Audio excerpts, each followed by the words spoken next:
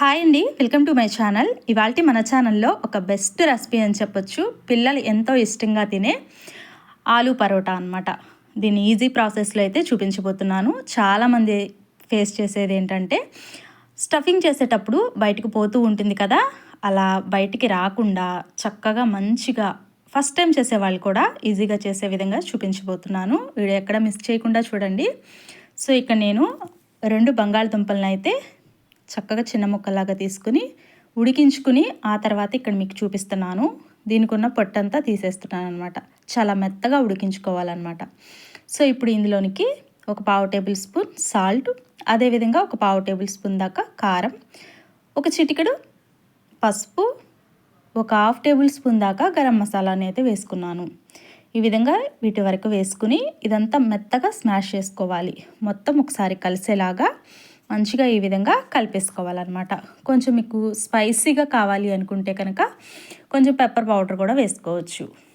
మనం నార్మల్గా అయితే ఆలూ పరోటాలు చేయడానికి ఇలా బాల్స్ లాగా చుట్టేసుకుని చపాతీ పిండిలోనికి దీన్ని పెట్టేసేసి చక్కగా స్టఫింగ్ లాగా చేసేసి చపాతీలు అంటే పరోటాలాగా ప్రిపేర్ చేస్తూ ఉంటారు కదా, బట్ అలా కాదండి. నేను ఇక్కడ చూపిస్తున్నాను చూడండి. 1 కప్పు దాకా గోధుమ పిండిని అయితే తీసుకుంటున్నాను. ఈ గోధుమ పిండి ప్లేస్లో మీరు కావాలి అంటే మైదా కూడా తీసుకోవచ్చు. పిల్లలకి కొంచెం హెల్దీగా చేసి పెట్టాలని గోధుమ పిండిని అయితే తీసుకున్నాను. ఇది కొద్దిగా మనం ముందుగా మ్యాష్ చేసి పెట్టుకున్న ఆలూలోనికి ఇందులోనికి యాడ్ చేసుకుని కొద్దిగా చూసుకుంటూ కలుపుకోవాలన్నమాట. ఇది మొత్తం పడుతుందండి. అంతా ఒకేసారి పోసుకుని కలుపుకోకుండా కొద్దిగా ఇలా తీసుకుంటూ కలుపుకోవాలి. మొత్తం ఇదే విధంగా ఈ కప్పు పిండి మొత్తం కంప్లీట్ అయ్యేంత వరకు ఇదే విధంగా కలిసిపోయేంత వరకు కలుపుకోవాలి. మీకు ఇంకా మొత్తం కలిపిన తర్వాత కొంచెం గట్టిగా అంటే కొంచెం హార్డ్గా ఉంది అనుకుంటే కనుక కొంచెం వాటర్ని యాడ్ చేసుకోవచ్చు. నాకు చాలా సాఫ్ట్గా మంచిగా కలుపుకున్నాను అనమాట. సరిపోయింది. కొంచెం అంటే ఒక 1/2 టేబుల్ స్పూన్ దాకా ఆయిల్ వేసేసుకుని మరొకసారి ఈ విధంగా చక్కగా మెత్తగా స్మాష్ చేసుకోవాలి. చాలా చక్కగా సాఫ్ట్గా ఈ విధంగా కలుపుకోవటం వల్ల పరోటాలు అనేవి చాలా సాఫ్ట్గా వస్తాయన్నమాట.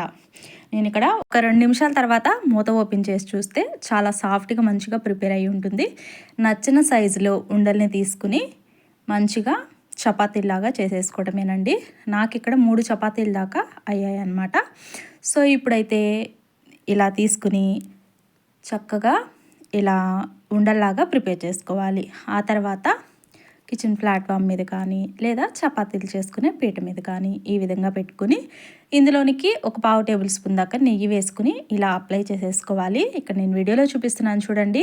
ఈ విధంగా రౌండ్గా చుట్టుకున్నట్లయితే మంచిగా సాఫ్ట్గా చక్కగా పొరలుగా వస్తాయన్నమాట.